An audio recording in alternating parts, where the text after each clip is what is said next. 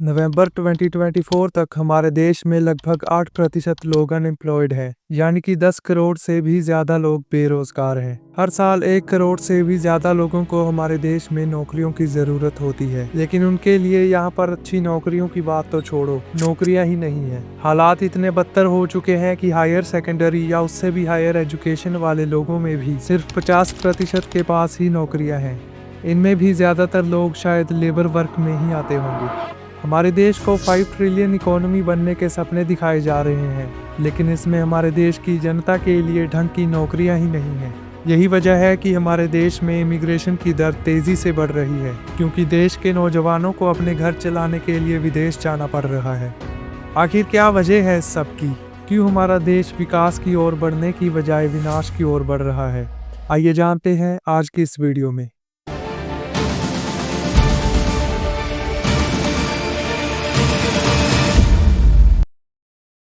हमारे देश में जो जॉबलेस लोग हैं वो सिर्फ अनएम्प्लॉयड नहीं है, बल्कि वो अनएम्प्लॉयबल भी है।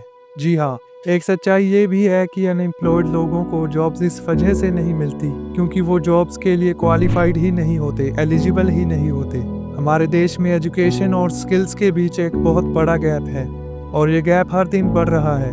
अनएम्प्लॉयमेंट क्राइसिस की सबसे बड़ी वजह यही है। हमारे ग्रेजुएट्स के पास थ्योरेटिकल नॉलेज तो होती है, लेकिन प्रैक्टिकल स्किल्स जो जॉब्स के लिए ज़रूरी हैं वो नहीं होती। जैसे आईटी या मैन्युफैक्चरिंग सेक्टर में स्पेसिफिक स्किल्स चाहिए होती हैं, लेकिन हमारे एजुकेशन सिस्टम से निकलने वाले स्टूडेंट्स उनको डेवलप ही नहीं कर पाते। इसकी वजह हमारे देश में वोकेशनल ट्रेनिंग और इंटर्नशिप कल्चर्स का ना होना है, जिससे कंपनीज को ट्रेंड प्रोफेशनल्स नहीं मिलते और स्टूडेंट्स को नौकरियां नहीं मिल पाती। इंजीनियरिंग ग्रेजुएट्स का अनएम्प्लॉयमेंट रेट भी इसी कारण से ज़्यादा है, क्योंकि सिर्फ डिग्री होने से काम नहीं चलता, टेक्निकल स्किल्स और इंडस्ट्री एक्सपोजर भी चाहिए होता है। दूसरा ये है कि हमारा एजुकेशन सिस्टम रोट लर्निंग पर ज़्यादा फोकस करता है, ना कि स्किल्ड बेस्ड लर्निंग पर। हमें शुरू से ही ये सिखाया जाता है कि एग्ज़ाम में अच्छे नंबर्स लाना चाहिए। कुछ लोग पास होने के लिए चीटिंग करते हैं तो कुछ लोग फर्स्ट आने के लिए भी करते हैं। लेकिन अब तो हमारे देश में हालात इतने ख़राब हो चुके हैं कि एसएससी जैसे बड़े लेवल के एग्ज़ाम्स में भी घोटाले होने लग रहे हैं। कभी कोई एग्ज़ाम लीक हो जाता है तो कभी कोई, लेकिन इस पर हमारी सरकार कुछ भी करने में नाकामयाब रहती है। खैर, टॉपिक पर वापस आते हैं। हमें ये हमेशा कहा जाता है कि एजुकेशन ज़रूरी होती है, लेकिन जिस एजुकेशन को आप कहीं इस्तेमाल ही ना कर पाओ, आखिर वो किस काम की? हमारे 80% ग्रेजुएट्स की डिग्री उन्हें जॉब नहीं दिला पाती, क्योंकि स्कूल और कॉलेजेस में सिर्फ थ्योरी पढ़ाई जाती है। प्रैक्टिकल नॉलेज और इंडस्ट्री के डिमांड्स को एड्रेस नहीं किया जाता। इसके अलावा हमारा आउटडेटेड सिलेबस, जो नई इंडस्ट्रीज जैसे एआई, डेटा साइंस या रिन्यूएबल एनर्जी के लिए स्टूडेंट्स को तैयार नहीं करता। एग्जाम फोकस्ड पढ़ाई जिससे स्टूडेंट्स के क्रिएटिविटी और क्रिटिकल थिंकिंग को इग्नोर किया जाता है, और लैक ऑफ टेक्निकल और वोकेशनल ट्रेनिंग प्रोग्राम्स। इसलिए कोई भी इन स्टूडेंट्स को जॉब नहीं देता, क्योंकि हर कंपनी को जॉब रेडी कैंडिडेट्स चाहिए। तीसरी सबसे बड़ी प्रॉब्लम है पॉलिसी और गवर्नेंस इश्यूज। गवर्नमेंट स्कीम्स और पॉलिसीज का इम्प्लीमेंटेशन ज़्यादातर इफेक्टिव ही नहीं होता, जो अनएम्प्लॉयमेंट को कम करने में बैरियर बनता है, जैसे कि स्लो इम्प्लीमेंटेशन। एम्प्लॉयमेंट जनरेशन के लिए स्कीम्स तो बनती हैं, लेकिन उनका ग्राउंड लेवल इम्पैक्ट बहुत ही लिमिटेड होता है, और इस पर भी कोई गलती से सवाल पूछ ले तो सरकार की चाटुकारिता करने वाली मीडिया प्रधानमंत्री के किए वादों को ही झुठला देती है, और अगर इससे भी काम नहीं बनता तो सारा दोष पब्लिक पर डाल दिया जाता है। कभी स्टेट्स और सेंट्रल गवर्नमेंट्स के बीच पॉलिसीज अलाइन नहीं करती, तो कभी करप्शन की वजह से रिसोर्सेस और फंड्स का प्रॉपर यूटिलाइजेशन नहीं होता, जिस वजह से यूथ को बेनिफिट्स नहीं मिल पाते। For example, skill development programs शुरू किए गए हैं, लेकिन उनका आउटरीच और एफिशिएंसी अभी भी लिमिटेड है। जॉब क्रिएशन के लिए इंडस्ट्रीज को प्रमोट करने वाली पॉलिसीज में भी डिलेज होते हैं। इसका इम्पैक्ट ये होता है कि पॉलिसी फेलियर्स और पुअर गवर्नेंस के कारण एम्प्लॉयमेंट अपॉर्चुनिटीज नहीं बढ़ पाती, और जो स्कीम्स हैं उनका असर कॉमन यूथ तक नहीं पहुंच पाता। इन कारणों के अलावा अनएम्प्लॉयमेंट के और भी कई कारण हैं, जैसे कि population growth, agriculture dependency, pro industrial growth, informal sector dominance, migration and urbanization, technological advancements, economic disruptions and under employment.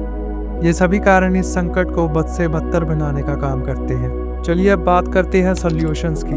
सबसे पहले तो हमें स्किल बेस्ड एजुकेशन पे फोकस करना होगा। गवर्नमेंट स्कीम्स जैसे नेशनल स्किल डेवलपमेंट मिशन और प्रधानमंत्री कौशल विकास योजना इस डायरेक्शन में काफ़ी अच्छी इनिशिएटिव्स हैं। बस दिक्कत ये है कि ये वादे सिर्फ वोट्स के लिए किए गए थे, लेकिन एक्चुअली में ये बहुत अच्छा जरिया है अनएम्प्लॉयमेंट को ख़त्म करने का। दूसरा, हमें अपने एजुकेशन सिस्टम को बदलना होगा। इंडस्ट्री और एकेडेमिया का कोलैबोरेशन ज़रूरी है ताकि करिकुलम जॉब मार्केट के हिसाब से अलाइंड हो। जहाँ एक तरफ हम आईटी और टेक स्किल्स पर ज़्यादा फोकस कर रहे हैं, वहाँ हमारे ट्रेडिशनल सेक्टर्स में भी स्किल्ड वर्कर्स की ज़रूरत है। तीसरा सॉल्यूशन है एंटरप्रेन्योरशिप को एनकरेज करना। स्टार्टअप इंडिया जैसे इनिशिएटिव्स ने यूथ को सेल्फ एम्प्लॉयमेंट के लिए एनकरेज किया है। अगर हमारे पास स्किल्ड और एंटरप्रेन्योरियल यूथ होगा तो अनएम्प्लॉयमेंट क्राइसिस को काफ़ी हद तक सॉल्व किया जा सकता है। फाइनली, टेक ड्रिवन अपस्किलिंग को एम्ब्रेस करना होगा।